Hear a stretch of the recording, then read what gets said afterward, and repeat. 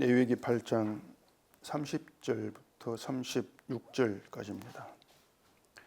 모세가 관유와 제단 위의 피를 가져다가 아론과 그의 옷과 그의 아들들과 그의 아들들의 옷에 뿌려서 아론과 그의 옷과 그의 아들들과 그의 아들들의 옷을 거룩하게 하고, 모세가 아론과 그의 아들들에게 이르되 내가 내게 이미 명령하시기를 아론과 그의 아들들은 먹으라 하셨은즉 너희는 회막문에서 그 고기를 삶아 위임식 광주리 안에 떡과 아울러 그곳에서 먹고 고기와 떡의 나머지는 불사를 찌며 위임식은 이레 동안 행하나니 위임식이 끝나는 날까지 이레 동안은 회막문에 나가지 말라.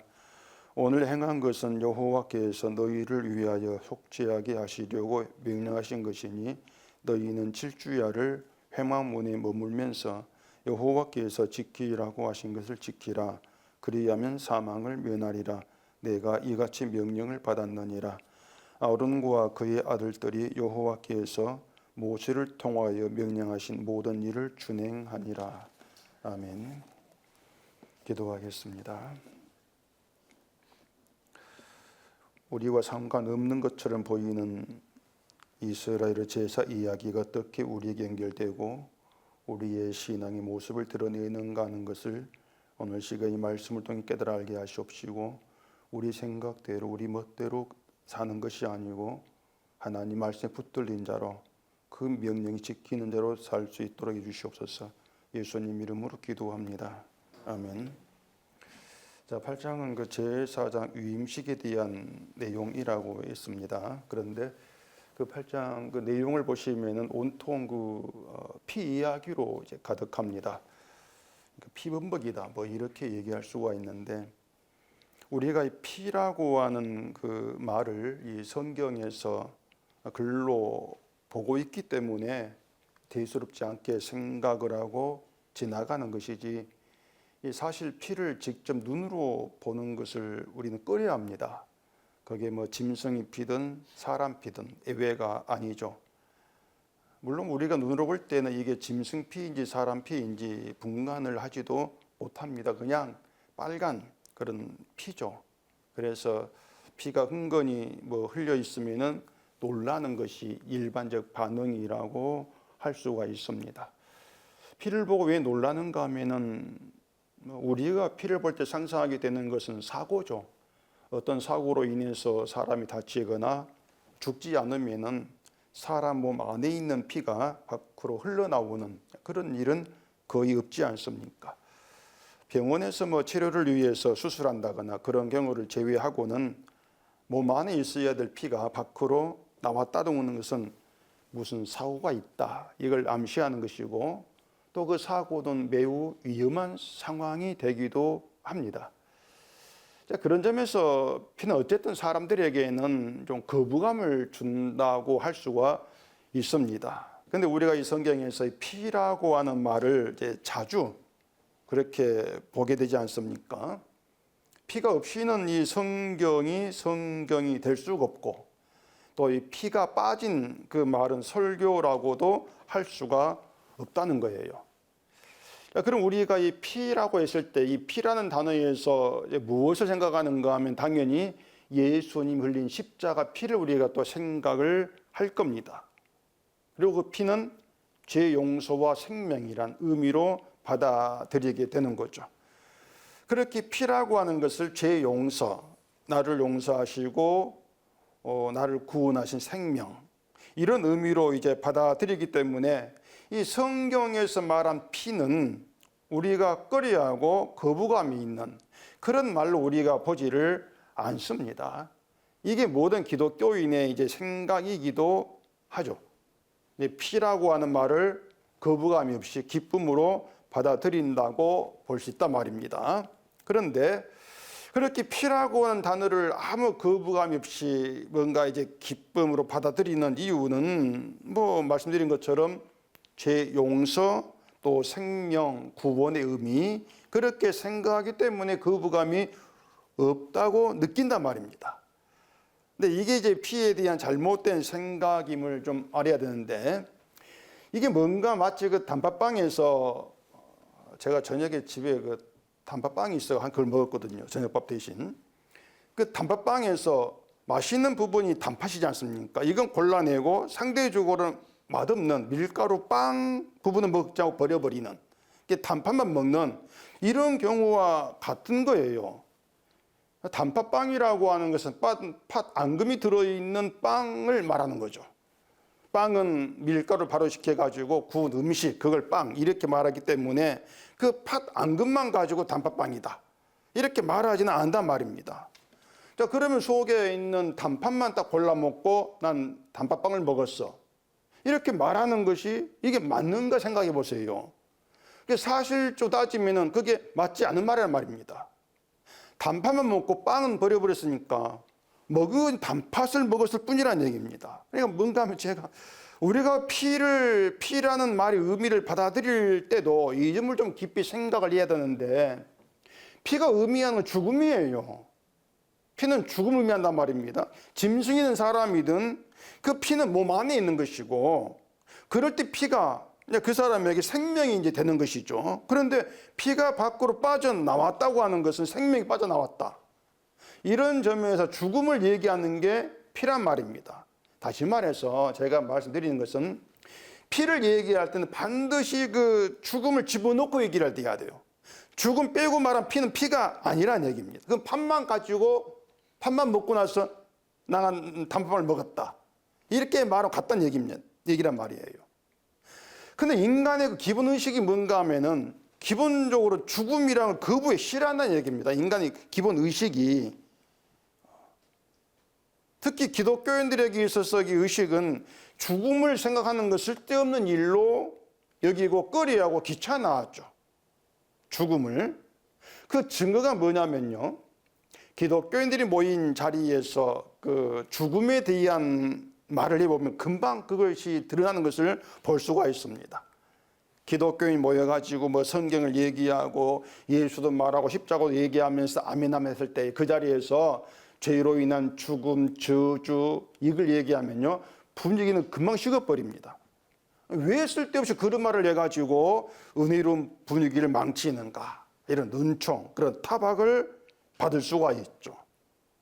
그래서 용서, 구원, 하나님의 사랑, 그런 은혜로운 말들도 많이 있는데 죄, 죽음, 저주 그런 말이 은혜가 되는가, 이런 생각들을 사실 많이들 하고 있단 말입니다. 그래서 그런 모임에서 이제 그런 저주, 죽음을 얘기하면은 이방인 같은 취급받으면서 다음 모임 있을 때는 그 사람 빼고 카톡을 보내요. 저 사람 오면 분위기 망친다 하면서 빼자. 듣기가 꺼려지고 거부감이 생긴다는, 그 죽음에 대한 그 말들을 빼고 얘기했을 때에, 그걸 죽음을 빼고 얘기했을 때에 그래도 그게 성경이 되고 복음이 되는가, 이걸 생각을 해야 되는데 그런 생각까지 나아가지를 못합니다. 밀가루 빵은 맛없다고 버리고 맛있는 단팥빵 먹으면서 내가 단팥빵을 먹었다고 말할 수가 있는가, 그런 생각들을 하지를 못해요. 기본적으로 사람들이. 이게 뭔가 하면은 성령 받지 못한 사람들이 넘어갈 수 없는 한계입니다. 그것이. 이게 인간 한계예요. 그 성경에 보면은 피에 대한 하나님의 규례가 맨 처음 등장하는 게 창세기 9장입니다. 창세기 9장 보십시다. 창세기 9장 3절입니다.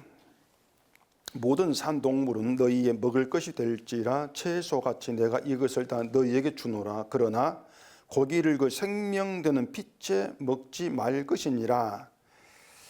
자, 이 피에 대한 내용을 이제 우리가 알아야 될 중요한 이유가 여기에 이제 담겨 있는데, 지금 창세기 그 9장 3절부터 얘기는 홍수 심판 후에 방주에서 나온 노아에게 하신 하나님 말씀입니다. 하나님이 모든 산 동물, 모든 상동물을 노아에 먹을 것으로 주신단 말입니다. 그런데 다만 그 동물의 고기를 먹을 때에 피째 먹지 말아라. 그 피는 네가 먹을 게 아니야. 그렇게 피를 먹는 걸 금합니다. 이유가 뭔가 하면은 그 피는 생명이 든 피다. 생명이다. 그게 이유예요.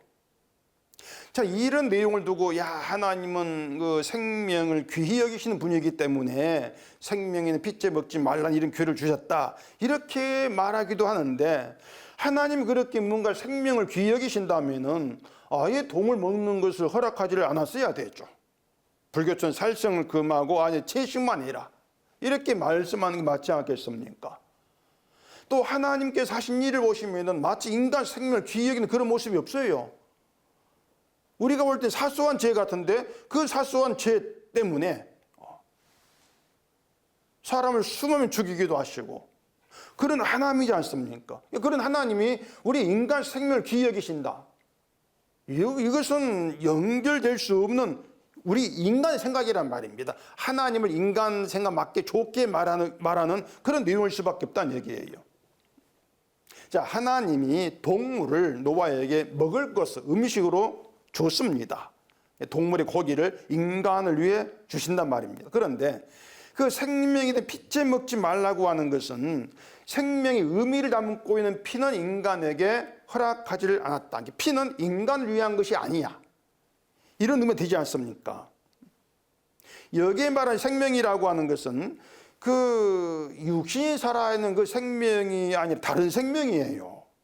무슨 말인가 하면은, 자, 인간은 선악과를 먹고 죽었습니다.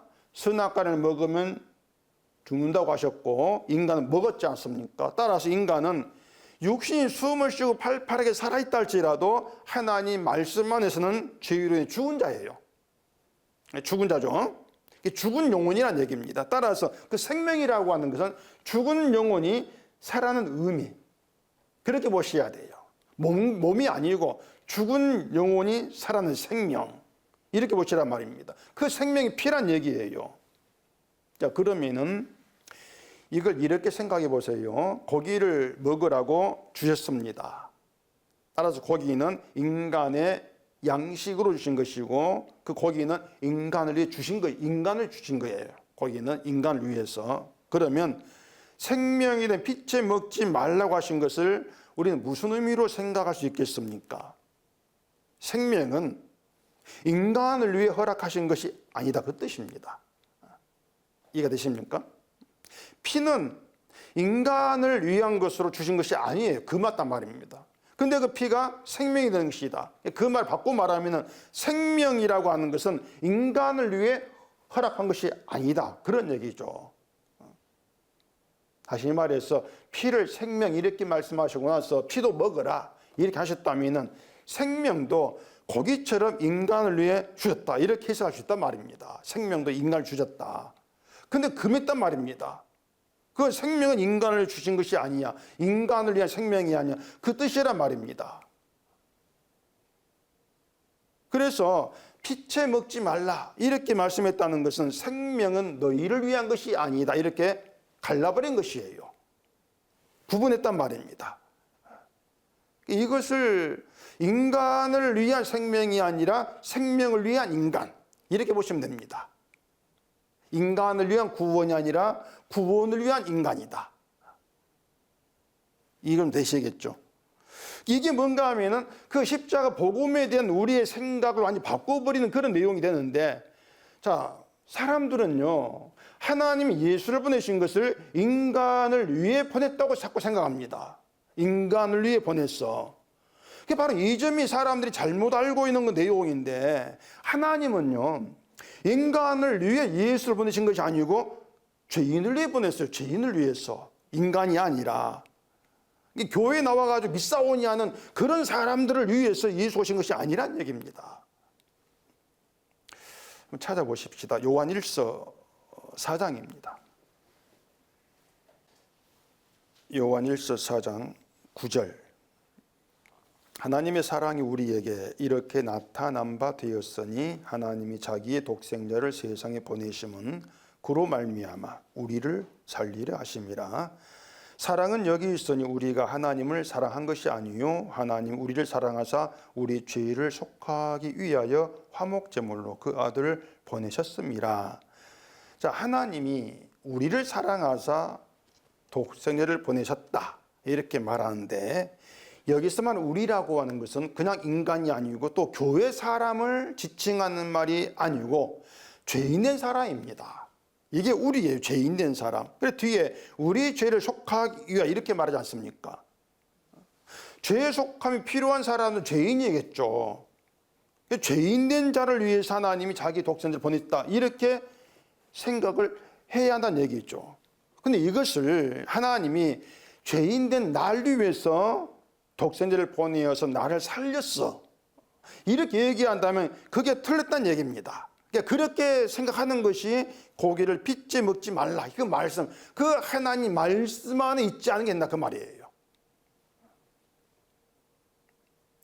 자, 하나님이 죄인된 노아를 심판해서 살렸습니다. 이것은 단순히 홍수에서 목숨을 건져준 것이 아니고 심판해서 구원을 받은 거예요. 노아가 심판해서 생명을 얻은 것이죠. 이런 노아에게 자, 빚지 먹지 마, 이렇게 말씀하고 있는 것은 너를 구원한 거, 노아가 생명을 얻지 않습니까? 심판서 네가 생명 얻게 된 것은 널 위한 생명이 아니야, 그 뜻이란 말입니다. 널 위한 생명이 아니야. 죄인을 위해 예수를 보냈다? 아, 죄인은 나를 위해, 나를 구원할 위해 예수를 보냈구나, 그게 아니란 얘기입니다. 그렇게 이해하는 것이 고기를 빚지 먹는 게 해당된다, 그 뜻이란 얘기예요. 죄인된 널 위해서 아니고 그 생명을 위해서, 하나님의 구원을 위해서 늘 죄인된 너를 불렀다, 이렇게 보실 문제란 얘기입니다. 그래서 예수님이 죄인을 살리신 생명이 되셨다, 그 얘기는 죄인을 위한 것이 아니고 예수를 위한 생명이 된 것이에요. 예수를 위한. 이게 인간에 대한, 또 하나님 일에 대한 우리의 시각이 되어야 한다는 얘기입니다. 근데 이것을 또 이 사람들은 그래, 그럼 내가 피만 안 먹으면 되겠네, 또 이렇게들 받아들이기도 하죠. 피만 먹지 않으면 하나님 말 지키는 것, 이렇게 간주하는 것인데, 말씀이라고 하는 건 그렇게 지켜지는 것이 아니란 얘기입니다. 이런 내용들이 오늘 본문에서 우리가 볼 수 있는데, 본문 30절을 들어가 보십시다. 모세가 관유와 제단 위에 피를 가져다가 아론과 그의 옷과 그의 아들들과 그의 아들들의 옷에 뿌려서 아론과 그의 옷과 그의 아들들과 그의 아들들의 옷을 거룩하게 하고, 자, 이 말씀입니다. 자, 관유, 또 제단 위에 피, 이런 말들이 나옵니다. 관유와 그 피를 아론과 그의 아들들, 제사장으로 위임받는 사람들이죠, 그들에게 뿌리라, 이런 얘기인데, 사람들이 이런 내용을 항상 지금의 신앙생활과 뭐 관계가 없다고 생각합니다. 이런 내용들이 보면은 지금의 신앙생활과 관계없는 거리가 먼 것처럼 보이지 않습니까? 관유라고 하는 것도 그렇고 제단의 피도 그렇고. 그래서 이런 말씀을 보면서 관심에서 좀 멀어지게 되는데, 아주 성경을 잘못 보기 때문에, 제대로 보지 못하기 때문에 그렇게 되어지는 것이에요. 관유는 하나님께서 말씀한 제조법이 따로 있습니다. 이렇게만 제조법이 있습니다. 그 제조법대로 만든 향기름이 관유예요. 향기름이니까 당연히 향기를 풍길 것인데, 자, 그 향기가 사람을 기쁘하게 하는 향기냐, 아니면 하나님을 기쁘게 하는 향기냐, 이걸 분명히 해야 됩니다. 답은 당연히 후자죠. 하나님을 기쁘시게 하는 향기예요.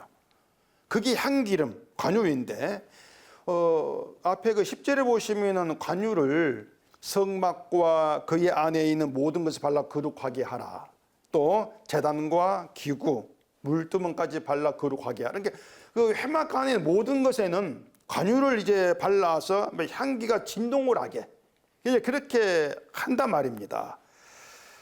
그 성막과 그 성막 안에 있는 모든 것들은 하나님께서 이스라엘에게 세운 언약을 나타내는 게 성막 안의 모든 것들, 회막 안의 모든 것들이에요. 이해가 되시죠?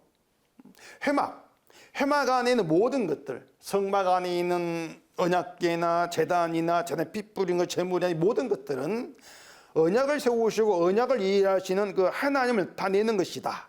그게 회막이다. 이렇게 보시면 된단 말입니다. 하나님의 일하심을 보여준다.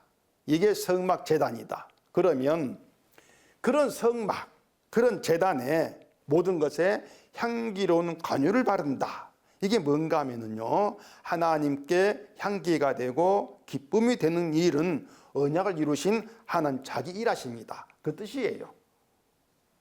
하나님의 자기 일한, 자기가 일한 그 일함이 하나님께 향기가 되고 기쁨이 된다. 이게 관유를 바른 의미란 말입니다. 그 말은 무슨 뜻입니까? 하나님은 인간이 하는 일로 기뻐하지를 않아. 그거예요. 하나님은 자기 일도 기뻐하시고 인간 일도 기뻐한다. 이게 아니란 말입니다. 자기가 하신 일만 기뻐해요. 인간의 일은 아무것도 아니죠. 그런 점에 사람들이 하나님을 기쁘게 하자 이렇게 나오는 것은 다 헛된 말입니다. 허망하고 하나님 말씀에 밖에 나와 있는, 말씀이 있지 않은 그런 허망한 그런 말일 수밖에 없다는 얘기예요. 그런 의미의 관유를 아론과 그의 아들들, 제사장과 그의 옷에 뿌리라 이렇게 말씀하고 있는 것은, 제사장은요 자기 신앙, 제사장이니까 자기의 신앙이나 위대함을 백성들에게 보여줘서 그들을 감동시키고 하나님이 독려하는 그런 사람으로 세워진 것이 아니고, 하나님 일하심을 증언할 자로 세워진 게 제사장이다. 하나님께 향기가 되는 그 일을 나타내는 것이 제사장이다. 그러라고 위임식으로 세웠다. 그런 뜻으로 관유를 바른다. 이런 얘기란 말입니다. 자, 그러면은 이런 내용들 하나하나가 지금의 어떤 신앙인으로 자처하면서 믿음을 산다고 자신하는 그런 모든 것들이, 난 이렇게 해서 믿음을 살고 있습니다, 그런 것들이 사실은 하나님의 말씀에서 멀어져 있고, 또 하나님의 뜻, 하나님의 일하심과 전혀 상관없이 살고 있는 것이다. 이걸 보여주는 것이죠. 여러분, 성경에는요 우리의 어떤 선함이나 행함을 가지고 하나님 기쁘게 하자 그 말이 전혀 없습니다. 한두 번째 말씀드린 게 아니에요. 그런 내용 자체가 없어요. 하나님은 그걸 요구하는 자체가 없습니다.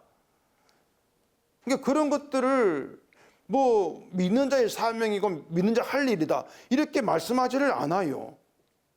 자, 성도라고 하는 것은요, 내가 어떤 일을 통해서 몸을 보여야 될 그런 자로 세워진 것이 아니고, 언약을 세우시고 그 언약을 이루신 하나님 일하심, 그걸 깨닫고 그 하나님 일하심을 나타내고 증언하는 역할입니다. 이게 성도예요. 이게. 그리고 언약에 담긴 것이 희생의 피, 지금으로 하면 예수의 피지 않습니까? 그 피가 언약이 담겨 있지 않습니까? 예수님께서 피 흘리심으로 언약을 이루셨다. 그 피가 증언하는 게 하나님의 사랑이란 말입니다. 이 모든 걸 예수님이 이루신 거예요.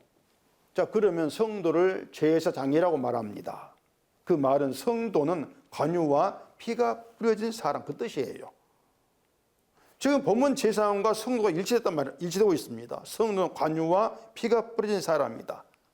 쉽게 풀이하면 앞에서 말씀드린 것처럼 성도는 하나님께 향기가 되고 기쁨이 되는 하나님 일, 그 하나님의 일하신 것을 나타내고 증언할 자, 그렇게 부름받은 것이다.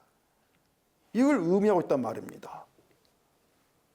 그러니까 그 성도는 교회든 교회 밖에서든 뭐 내 열심 또 내 믿음으로 이룬 자기 일을 가지고 하나님을 기쁘게 해야 될 그럴 사람이 아닙니다. 그런 사람들이 아니고, 하나님이 그 언약이 되신 아들을 보내심을 이루신 하나님의 하나님 기쁨이 되는 그 하나님 일을 증거해라는 것입니다. 그것이 관유와 피가 뿌려진 성도, 이렇게 말하죠. 이러한 성도를 빛의 아들, 빛의 자녀, 이렇게 말합니다. 빛이라고 하는 것은 하나님께서 일하신 그게 빛이 되는 것이지, 우리가 뭔 일을 하는 그게 무슨 빛이 되겠습니까? 빛의 아들은 그 빛, 내 아버지가 된 그 빛을 증거하는 거예요. 이게 빛의 아들이란 말입니다. 자, 그러면은 그런 성도가 모였다고 합시다. 그런 성도가 모였을 때에 그 성도는 자기 일이 아니고 주께서 다 이루신 것이 우리에게 주어졌고 그게 내 것으로 나타내고 있음을 감사하는 것이죠. 주의 일을 감사하는 것. 이게 성도의 모임이란 얘기입니다. 이걸 가지고 하나된 관계 이렇게 말해요. 그래서 성도의 관계에 있는 그 개개인의 어떤 그 특성이라는 것이 있을 수가 없습니다. 그래서 또 개개인의 신앙의 차별도 존재할 수가 없어요. 31절 보십시다. 모세가 아론과 그의 아들들에게 이르되 내게 이미 명령하시기를 아론과 그의 아들들을 먹으라 하셨은즉 너희는 회막문에서 그 고기를 삶아 위임식 광주리 안에 떡과 아울러 그곳에서 먹고. 그냥 보면 뭔 말인지 모르죠. 옛날 이렇게 했구나 이렇게 알고 넘어갈 내용들인데 그 내용 안에 들어가서 생각해 보면은 이게 지금 우리의 성도됨, 우리의 어떤 신앙을 얘기해 주는 그런 내용이라는 걸 우리가 분명히 알게 되어진단 말입니다.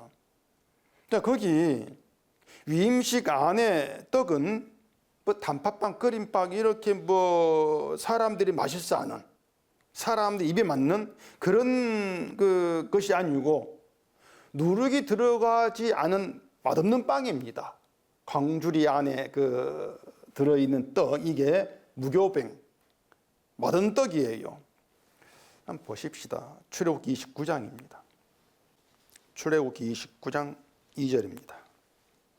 무교병과 기름 섞인 무교 가져와 기름 바른 무교 전병을 모두 고운 밀가루로 만들고 그것들을 한 광주리에 담고 그것을 광주리에 담은 채 그 송아지와 두 양과 함께 가져오라. 자, 거기 광주리에 이제 만들어서 담을 것이 뭔가 무교병, 또 기름 섞인 무교 과자, 기름 바른 무교 전병 이런 것들을 얘기하고 있는데 이것들 우리가 뭐 본 적도 없고 또 먹어본 적도 없지 않습니까? 그래서 이게 어떤 맛일까? 우리는 사실 그걸 몰라요. 모르는데 한 가지 분명히 알 수 있는 건 있습니다. 뭔가 하면 맛이 다 다르다는 얘기입니다. 무교병이나 기름 섞인 무교 과자나 기름 바른 무교 전병, 이 세 개가 맛이 똑같을 수가 없어요. 그렇잖아요. 뭐 만든 방법이 다르니까 맛도 다를 거란 말입니다. 우리도 같은 밀가루에 뭐 이스트를 넣지 않고 요리를 한다 할지라도 그냥 떡으로 만든 것하고 기름을 섞어 구운 것하고 그냥 발라 구운 것하고 이게 다 뭐 맛이 다르지 않습니까?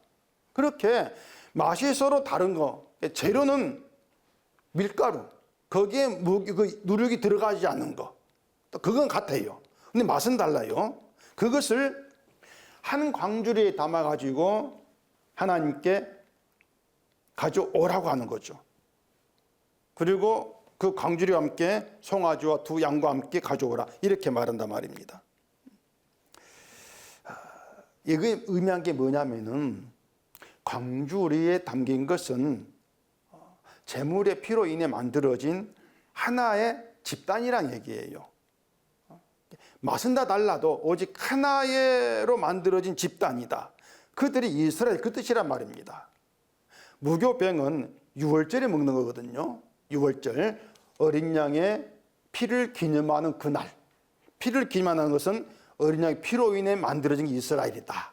우리가 어린 양의 피로 살았습니다. 이게 유월절이지 않습니까?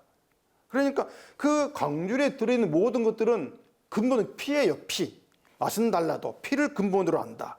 그들이 이스라엘이다. 피로 탄생된 민족, 나라. 그렇기 때문에 한 광주리에 담긴 이스라엘이라고 하는 것은 너나 다 같다는 얘기입니다. 무교병, 뭐 기름 바른 거, 기름 섞은 거 다 같다. 맛은 달라도 같은 것이야. 이게 한 광주리에 담긴 것들의 의미가 되는 것이에요. 어떤 점에서 같으냐? 간단하죠. 죄로 인해 죽은 자. 이 점에서 똑같다는 얘기입니다. 그 죽은 자를 제물의 피가 살렸어. 이러한 점에서 똑같은 하나의 운명 가운데 있는 이게 이스라엘. 이걸 말하는 것이 한 강줄에 담긴 떡. 그러면서 같이 가져오라는 것이 이제 제물의 피가 되는 송아지와 두 양. 이걸 얘기하고 있다는 얘기예요. 제사장에게 그 제물의 고기를 삶아서 광주리한 떡과 아울러 먹어라. 이렇게 말하고 있는 것이 바로 이러한 공동체적 운명이 있는 이스라엘됨을 나타내는 것이다. 이렇게 볼 수 있단 말입니다. 이것도 뭔가 현대교회를 왜 교회라고 할 수 없는지를 잘 나타내고 있어요. 지금의 교회가 뭐 공동체 이러한 말을 하긴 하지만은 그건 그냥 같은 교회에 다니니까 공동체 이런 의미가 굉장히 강합니다. 우리 같은 교회를 다니잖아. 같은 교회이잖아. 연합해야지. 이런 의미의 공동체를 강조해요. 단합하자 그 뜻이에요. 단합해서 우리가 힘을 나타내자. 힘을 모으자. 그 단합을 교인들이 결국 이루어내야 되는 거. 이렇게 말하지 않습니까? 그런 단합이 뭔가 하면은 죄를 알지 못한 인간으로 모인 교회가 하는 일이에요. 그런 단합을. 죄를 알지 못한 교회가 그런 단합을 요구한단 말입니다. 그럼 죄를 모른다고 하는 것은 결국엔 내가 한 일을 나의 선함, 나의 믿음으로 드러내는 관계에 있다 그 뜻입니다. 죄를 모른다고 하는 것이. 그렇게 사람들이 각기 자기 믿음을 드러낸다면 거기에는 차별이 없을 수가 없죠.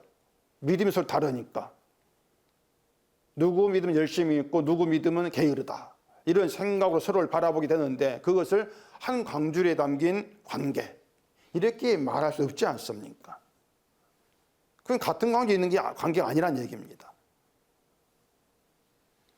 맛이 다르니까 누구의 맛이 더 좋은가 이렇게 따진단 말입니다. 그게 고린도교회 분란이었고 그게 죄가 없어지니까 죽음의 의미가 사라져버리니까 그런 모습이 나아질 수밖에 없는 것이에요. 사탄은 인간으로 하여금 자기를 바라보게 한다고 했거든요.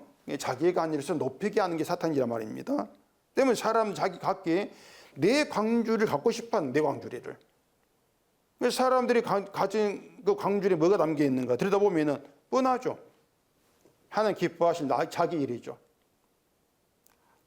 하나님께 향기가 될 나의 선함. 이걸 가득 담고 있단 말입니다. 그러면서 누가 더 많이 담고 있는가? 이걸 믿음 따지잖아요. 성경 이걸 이스라엘로 말하지를 않아요. 그건 이방 종교인과 똑같다는 얘기입니다. 결국에 사람들이요, 내가 한 일을 광주리에 가득가득 채워가지고 그 광주리를 들고 나가 상 받겠다, 칭찬받겠다, 이런 사고거든. 지금 보면은 그런 사고인데 이것이 하나님의 명령을 지키지 않는 것입니다. 그게 말씀 밖에 있는 거예요. 그리고 명령을 지키지 않는 것에 대한 결과는 당연히 사명이죠. 34절 보십시다. 오늘 행한 것은 여호와께서 너희를 위하여 속죄하게 하시려고 명령하신 것이니 너희는 7주야를 회막문에 머물면서 여호와께 지키라고 하신 것을 지키라. 그리하면 사망을 면하리라. 내가 이같이 명령을 받았느니라. 자, 여기 이제 명령과 사망에 대한 이제 내용이 나오는데 7주야를 회막문에 머물면서 여호와께서 지키라고 하신 것을 지키라고 얘기를 하고 있습니다. 자, 그러면 일단 여호와께서 지키라고 하신 걸 지키기 위해서 제사장이 할 일은 뭡니까? 뭐가 할 일이에요? 그냥 7주야를 회막문에 머무는 거죠. 그게 여호와께서 지키라고 하는 지키는 거예요. 그것이 그냥 머무는 거예요. 그냥 회막문에 죽죽 있는 것이 그거란 말입니다. 회막문에서 나가지 말라는 얘기거든요. 회막 안에만 있으라 그 얘기인데 그렇게 7주야 7일 밤낮을 회막문에 있으면은 그 제사장이 보는 게 뭐겠습니까? 보는 게 회막 안에서 제사하고 관유와 피 뿌리고 재물 잡고 이런 거 일들을 보지 않습니까? 다른 건 안 보여요. 오직 회막 안에 그 일만 보게 되어지는 것인데 그 일들을 모아가지고 하나로 얘기한다면은 하나님의 구원이란 말입니다. 그것이 하나님의 언약으로 말하는 구원, 그게 회막 안의 일이에요. 회막 안에서는 사람의 일이 없어요. 하나님께서 행하신 일만 들어있는 것이지. 그래 회막 안에 있는 제사에 보는 것은 하나님께서 행하신 일만 본다. 사람 일을 보지 아니한다. 하나님의 일만 본다. 그겁니다. 하나님의 언약이, 하나님의 구원이 어떻게 이루시는가, 이걸 보는 게 회막 안에 죽고 있는 거예요. 7일 동안. 그걸 두고 지키라고 한 걸 지키는 것이다. 그것이 이렇게 얘기한단 말입니다. 그리고 뭔가 지킨다고 하는 것이 인간 사고가 안 맞는 거예요. 그것도 결국에는 인간의 생각에는 지킨다 그러면 뭔가 이거 해야 되죠. 뭘 하든 해야 되죠. 교회 나와든지 간에 그게 지키는 것이죠. 근데 한 자리에 죽죽 앉아 있는데 그걸 지키는 것이야. 그걸 이해할 사람들은 사실 없습니다. 아무도 그게 이해가 안 되는 사실이 그것이요. 그래서 이 회막문에 머물라, 이것이 어떤 의미가 되는가 하면은, 제가 그 2주 전에 주어 그림에 있었던 쌍둥이 그림, 그 그림에 있었던 성경 구절, 가만히 있어 하는 일하심을 보라, 그거, 또 다른데 가만히 있어 하는 구원을 보라, 이 말씀, 그 말씀이란 말입니다. 그러니까요, 사막을 면하는 것은요, 사망을 면하는 것은 딴 게 아니에요. 가만히 있어서 하나님 일해 보는 것입니다. 회막문 안에 머물러 있는 거예요. 그냥 그게 사망을 면하는 것이에요. 그래, 이런 얘기하면은 이 사람들은, 그러면 사람이 아무것도 하지 말란 말인가 자꾸 따지고 물어요. 아무것도 하지 않는 것하고 하나님의 말씀을 지키는 것하고는 상관이 없는, 오히려 말 지키지 않는 것, 이렇게 보기 때문에 그가 이제 자꾸 말을 하게 되어지는 것이죠. 근데 오히려 그렇게 나오는 것이 오늘 본문에서는 사망이라고 말씀한단 말입니다. 회막문에 머물지 않는 게 사망이라고 뜻이지 않습니까? 이런 내용들을 좀 생각해야 되는데 자꾸 그런 생각들이 이런 내용에서 자꾸 멀어져 버린단 말입니다. 그런 자꾸 엉뚱한 것을 신앙으로 고집을 하게 되어지는 것이죠. 회막 안에서 하나님의 일하심을 바라봄으로써 지금식으로 말하면 그리스도가 구원의 능력이 되신다, 이것을 믿게 돼요. 그걸 인정한단 말입니다. 그게 성도라고 하는 것입니다. 그렇게 구원의 능력이 되시는 하나님 일하심, 그 일을 바라본다, 이렇게 말을 하면서 나도 일한다, 이렇게 얘기할 수는 없는 노릇이죠. 하나님의 일하심을 바라보게 되어지면은요, 내가 일한다고 생각했던 것들이 다 부끄러움이 돼요. 그게 하나님의 일을 마주하게 된 신자에게서 나타나는 반응이라고 보시면 됩니다. 마치 포크레인 앞에서 호미질 하면서, 제가 전에 호미질 삽질로 얘기했는데 좀 더 줄여가지고 호미질 이렇게 비유합시다. 그 호미질 하면서 땅을 파고 있는 포크레인 향해가지고 나도 일한다, 그렇게 자기를 자랑한 생각해 보세요. 그럼 포크레인 그 기사가 도움이 많이 되는 일을 하겠습니까? 야, 비켜. 그 방해꾼이잖아요. 똑같은 거예요. 하나님 일하신 인간의 일 방해입니다. 방해. 그것은 인간 방해꾼이에요. 그 이상 그 이하도 아니, 그냥 방해꾼이에요. 그러니 하나님 일을 바라본다고 하면 자기 일을 다낸다, 이건 부끄러움이죠. 그것은요. 결국 성도는 그래서 그런 모습에서 하나 된단 말입니다. 하나님의 일을 바라보면서 언약으로 오신 그리스도의 피를 바라보고 그 피를 하나님 구원으로 믿는 것, 거기에서 하나가 되는 것이죠. 그래서 사람은 다 다른데 그게 하나가 되는 거예요. 그래서 한 광주에 담겨 있는 거예요. 이게 성도의 이게 진짜 교회다, 이렇게 해석이 되어진단 말입니다. 그래서 성도의 성도된 나의 나됨은 주의 피에 있는 것이지 내가 나를 뭔가 되게 할 수가 없습니다. 내가 뭘 해가지고 나 이렇게 되게 하겠다. 이게 없는 거예요. 나를 나 되게 하는 것은 주의 피에 있다. 하나님 은혜입니다. 이걸 두고 예수 안에 있는 하나된 관계, 이렇게 해석이 되어진단 말입니다. 제가 설교 처음에 그 피에 대해 말하면서 피를 말할 때 반드시 죽음을 집어내야 됩니다. 이렇게 말씀을 드렸는데, 이 죽음은 모든 인간에게 해당한 문제가 분명하지 않습니까? 어떤 인간은 죽음에서 벗어난 사람이 없단 말입니다. 그렇다면 인간과 인간관계를 그 죽음 안에 생각하면 모두가 똑같다. 이런 관계로 만날 수밖에 없는 거예요. 인간을 저울에 달아봐야 다를 게 없어요.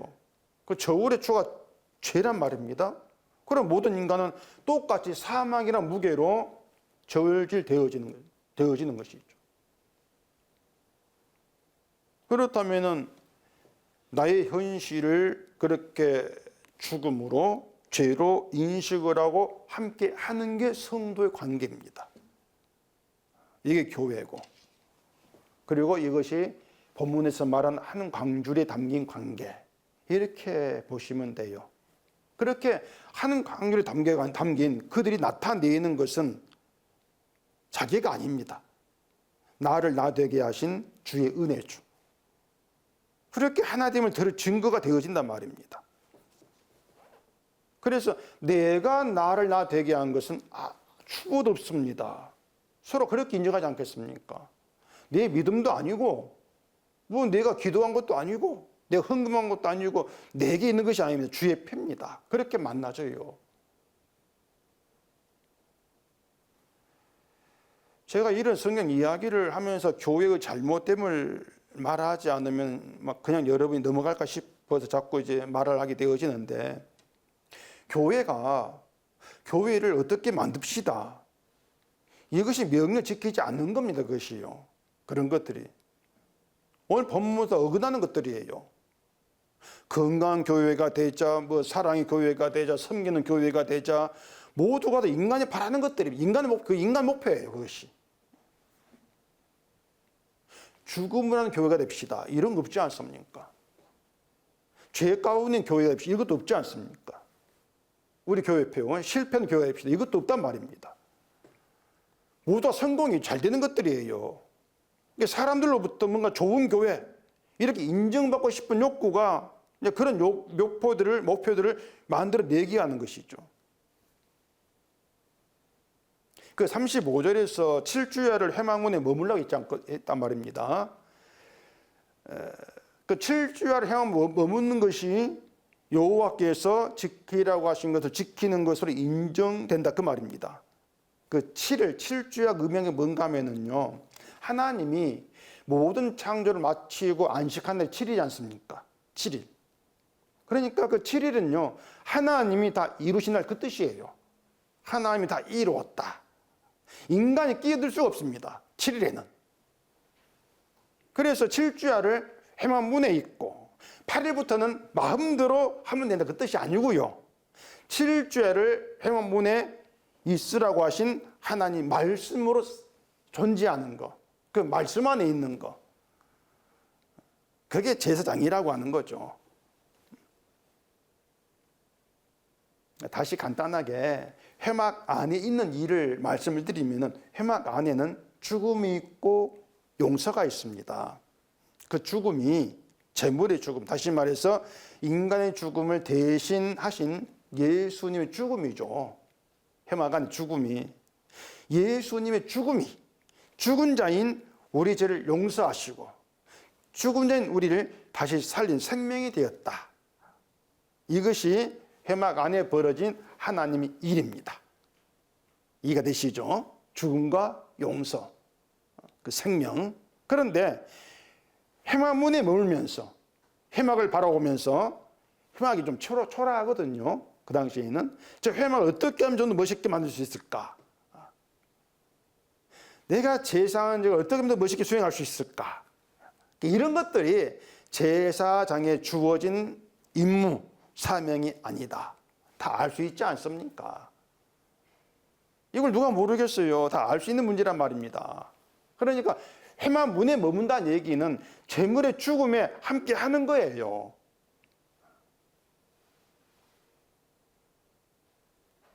이게 참된 이스라엘인 것이고, 그 재물의 죽음을 이스라엘에게 증언하라고 세워진 것이 제사장이다. 그러니까 예수님의 죽음에 함께 하는 것이 성도라는 것을 오늘 본문에서 우리는 미리 보게 되어진단 말입니다. 그러면 회막문에 머물지 않는다. 그게 무슨 뜻이겠어요? 재물의 죽음에는 관심이 없이 회막 밖의 삶을 즐기는 거죠. 회막 밖에 관심을 두는 게 회막문에 머물지 않는 것이 되겠죠. 회막 밖의 세계는요, 인간인 내가 원한 것들, 내가 이루고 싶어하는 인간 세계가 회막 밖에 펼쳐져 있습니다. 그게 세상이지 않습니까? 그게 뭔가 하면 교회를 멋있게 만들고 싶어 하는 거, 성공시키고 싶어 하는 거, 이런 것들이 회막 밖의 세계예요. 십자가 밖의 세계. 내가 뭔가 믿음 생활 잘해가지고 멋있는 신앙이 되고 싶어 하는 거, 다 그런 거란 말입니다. 자기를 사는 거죠. 자기를 위해 살면서도 거기에서 죄를 보지를 못하는 것이 인간의 비참함이다. 이렇게 보시면 됩니다. 죄를 보지 못한다. 그래서 죄와 죽음, 이런 문제는 관심 없이 그냥 내가 예수를 말하고 십자가를 말하면 믿는다. 이렇게 내가 인정해 버리는 것이죠. 이들에게는 죽음이 그대로 있습니다. 왜냐? 언약 밖에 있으니까. 죽음이 그대로 있는 것이죠. 예수님의 죽음에 함께한 사람은 죽음이 그대로 있는 게 아니에요. 죽음에서 건진 받았지 않습니까? 예수님이 생명이 들어와 있지 않습니까? 그들이 성도란 얘기입니다. 그래서 예수님의 죽음에 함께한다. 그 말은 예수님의 죽음이 나를 살게 하신다. 나를 살게 했다. 이게 믿음이 되는 거예요. 그게 예수님의 죽음에 함께하는 거예요. 그 믿음이 우리 믿음으로 자리하고 있다면요, 내가 믿습니다. 이 말은 도무지 나올 수 없습니다. 내가라는 게 들어가지를 못해요. 내가 믿는다 이 말만 하지 않으면 돼, 그 뜻이 아니고 내가 무엇인가를 해야 된다는 것, 그 자체가 예수의 죽음을 멸시하는 것이다. 이걸 알자는 얘기입니다. 난 예수 안 믿어, 이런 것도 멸시가 아니고요, 내가 뭔가 해야 돼, 이런 것들 자체가 모든 걸 다 이루신 주의 죽음을 멸시하는 거예요. 믿음은 예수님의 죽음을 믿는 겁니다. 그게 뭐 어렵지가 않은데, 말 없지 않은데 불가능해요. 내가 항상 살아있으니까. 그래 바울은 이 믿음을, 우리는 안 되니까, 안 된 믿음이니까 바울은 믿음을 하나님의 선물 이렇게 말한단 말입니다. 그러면 성도는요, 다시 말씀드리면 성도는 이미 하나님께로부터 선물을 받은 자로 시작합니다. 선물을 받은 자예요. 바르게 살고 안 살고 이건 따지지 마세요. 바르게 살든 살지 않든 인간은 바른 게 없으니까 어떻게 살든 이미 하나님께로부터 선물을 받은 자로 시작한단 말입니다. 바울이 그 고린도서를 말할 때 맨 처음에 그 교회를 성도로, 거룩한 성도로 말하고 시작하지 않습니까? 그리고 뒤에 막 분열 나오고 여러 가지 그 문제를 막 지적하잖아요.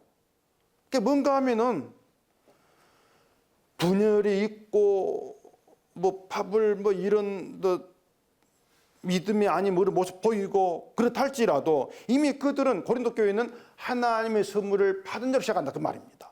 이건 변하지가 아니한다, 그 뜻이란 말이에요. 그 선물 믿음이다. 그 믿음이라고 하는 것은 우리에게 선한 행실을 만들어내는 것이 아니고 내가 죽음 가운데 있고 내가 죄 가운데 자를 보게 하는 게 믿음이다, 이렇게 보시면 됩니다. 그게 믿음 역할이라는 얘기예요. 그래서 하나님의 선물 안에서 우리가 생각한다면은 하나님 왜 안 줍니까? 이런 불평이 결국은 하나님의 선물을 멸시하는 것이다. 또 이렇게 되지 않습니까? 왜 안 줍니까? 이런 것들. 홍수 심판에서 노아에게 함께했던 하나님은 사랑의 하나님, 그것보다도 심판의 하나님이에요. 자꾸 착각하는데 사람들이 하나님의 사랑이라고 하는 것은요, 그냥 사랑, 그렇게 만들어낼 문제가 아니고요, 심판, 저주에서 사랑이 나온다 그 말입니다. 근데 심판 줄 잘라버리고 그냥 사랑만 얘기하기 때문에 자꾸 이 땅에서 나에게 뭔가를 주는 그런 사람만 자꾸 사람들이 꿈꾸고 있는 것이죠. 그런 사랑이 아니에요.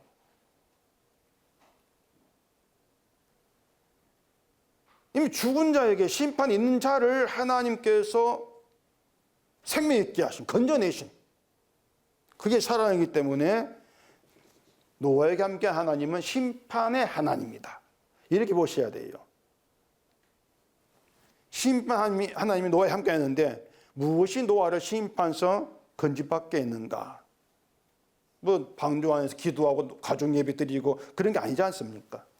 노아가 방주에 나와가지고 정결한 짐승으로 번제를 드렸습니다. 그러니까 뭔가 하면 거룩한 죽음이 방주, 자기에게 함께했다. 그러므로 인해서 심판서 살았습니다. 그게 노아의 제사예요. 자기 고백이죠. 다시 한번 노아에게는 거룩한 죽음이 함께하고 있었습니다. 그게 이제 심판서에 건짐받던 그런 근거가 되었던 것인데, 이것이 방주 안과 방주 밖의 인간, 해막 안과 해막 밖의 인간의 다른 점이라는 것을 말해주고 있단 말이에요. 그래서 우리가 세상을 살면서 세상적으로 불평도 하고 짜증도 뭐 나고 했다가 또 말씀을 듣게 되어지면은 그런 문제들이, 내가 불평하고 짜증냈던 그런 문제들이 하나님 앞에서는 전혀 중요하지 않은 소소한 일이었구나, 이걸 우리가 경험한단 말입니다. 성에 펼쳐보면은 막 심판 나오고 저주 나오고 홍수 심판 막 나오지 않습니까? 이런 문제 대하면은 내가 세상에 불평했던 것도 짜증했던 것 아무것도 아니에요. 성의 이 내용들을 보게 되어지면은.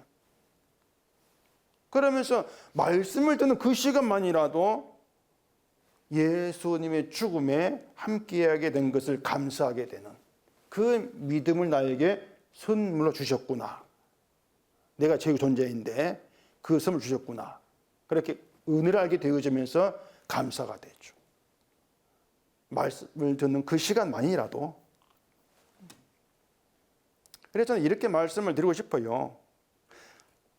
하나님 덕분에 뭐 힘든 일이 없이 편한 인생을 사는 것이 아니고 하나님의 사랑을 받을 자격이 없는 인간으로 내가 드러나는 일들, 그런 일들이 매일같이 주어져야 된다는 것. 그게 사실 우리를 주께로 인도하는 것이니까. 근데 우리가 인생을 사는 게 재미가 없다면은 그건 세상 일을 생각하기 때문에 그렇다고 할 수 있단 말입니다. 그런데 또 우리가 세상 일로 재미를 느낀다고 해봐야 얼마나 가겠습니까, 그것이. 그래서 우리가 성도로 사는 인생에 필요한 것은 해마문에 머무는 거죠. 십자가에 머물러서 주가 하신 일을 보는 것. 그리고 예수님의 죽음이 죽은 자의 나를 살렸고 내가 이 죽은 자를 알게 하고 나를 죽은 자로 바라보게 하는 그 말씀 알아듣게 하는 것. 그 죽음 있는 말씀 알아듣게 하는 신비한 일을 내가 경험한다. 그게 주의 일이다. 그런 점들 우리가 좀 생각해 가야 하는 거죠. 그런 주의 일들이 성도된 자의 기쁨으로 느껴지는 것. 이것이 예수 안에서의 경험하는 성도의 즐거움이라고 할 수 있단 말입니다. 그래서 우리가 주의 일하심 가운데 있다고 한 증거의 흔적이라고 하는 것은 일단 그것은 누가 봐도 저 사람은 주가 일하네 그렇게 알아볼 수 있는 그런 증거로 주어지는 게 없습니다. 알아보지를 못해요. 주가 일한 증거가 누가 봐도 알 수 있는 그런 것이라면은 십자가 밖에 있는 사람도 증거를 보고 나도 믿을래? 이렇게 나오지 않겠습니까? 그런 증거는 없어요. 그래 바리새인은 예수님 표적 보여 이렇게 말했지 않습니까? 사람들이 죄의 죽음을 얘기하면은 듣기 싫어하고 거북설한다겠습니다. 그런 것 없이 난 예수님과 천국 갈 수 있어. 그런 생각이에요. 자기를 바라본단 말이에요. 그런데 믿음이라고 하는 것은 믿음은 내가 아니라 주의 죽음을 바라보게 하고 그 죽음 함께하게 한다. 이렇게 말씀드리지 않습니까? 그러니까 믿을 수 없는 걸 믿게 되어지는 거예요. 이게 주의 일한 증거란 말입니다. 무엇이 나를 높이고 십자가를 멸시하는 것인가? 이걸 알게 되어지는 것. 이게 주가 일한 증거가 되는 것입니다. 왜냐하면 주의 일하시면 안다는 것은 믿음이 있는 자만 알게 되어지는 그런 일이기 때문에 그런 것이죠.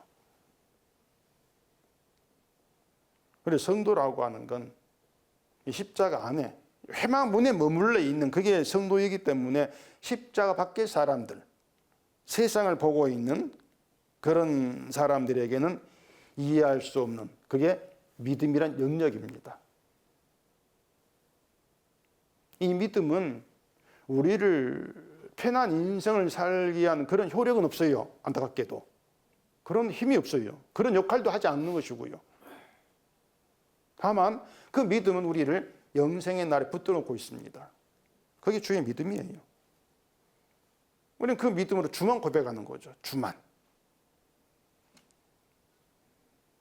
내가 날 위해서 자꾸 세상을 바라보게 되어 있는 것이 악함이고 나의 저주와 나의 심판의 모습이구나. 이 깨달은 가운데에서 주의 죽음의 공로, 피의 공로. 그렇게 주를 바라보면서 주를 높이는 것. 이게 진짜 믿음의 세계입니다. 이런 믿음이 주어져 있고 들을 수 없는 말을 듣고 알지 못하는 걸 알게 되어지고 이런 것들 하나하나 속에서 주가 일하시구나 그걸 깨달으시고 그냥 주만 바라보는 그런 자유로운 그런 믿음으로 하시면 됩니다. 이게 믿음 가운데 있는 것이니까요. 기도하겠습니다.